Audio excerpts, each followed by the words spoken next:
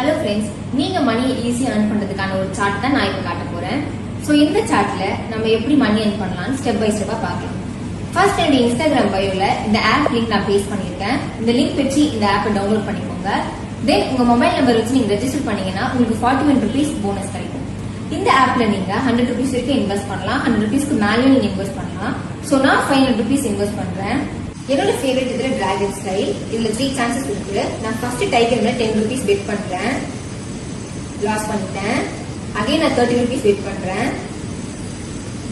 Loss பண்ணிட்டேன். Okay, final chance நான் 90 rupees bed பண்றேன்.